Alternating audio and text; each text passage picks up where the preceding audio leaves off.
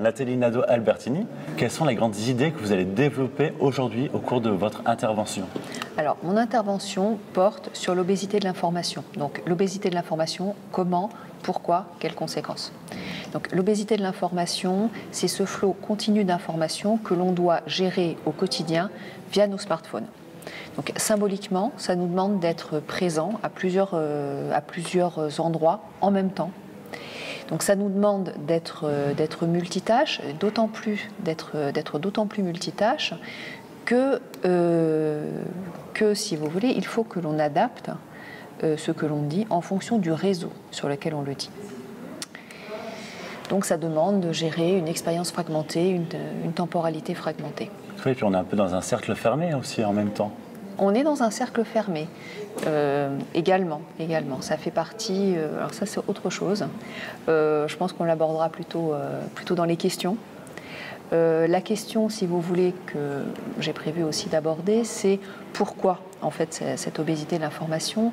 Pour moi, cette obésité de l'information est liée à l'utopie du smartphone. C'est-à-dire que l'utopie du smartphone, c'est l'utopie de pouvoir être partout, tout le temps, à tout moment. Alors, bien évidemment, c'est une utopie. On ne peut pas gérer un flot pareil d'informations, donc on est obligé de trier. On trie selon un acte de sociabilité, c'est-à-dire que ce n'est plus le contenu de l'information qui va importer, c'est la personne qui le véhicule. D'accord. Voilà. Donc, ce qui fait que les réseaux sociaux sont un terreau fertile pour les fausses nouvelles, pour les fake news.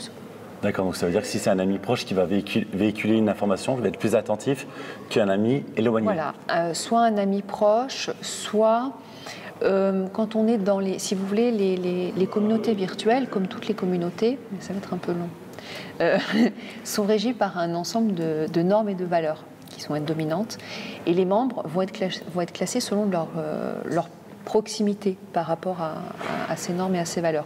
Plus vous allez être proche de ces normes et ces valeurs, plus il va être difficile de remettre en cause ce que vous dites pour les membres. D'accord. Parce que l'idée, c'est de se faire adouber par ces personnes qui ont le leadership. Tout à fait. Je vous remercie beaucoup pour cette explication et je vous souhaite une bonne journée.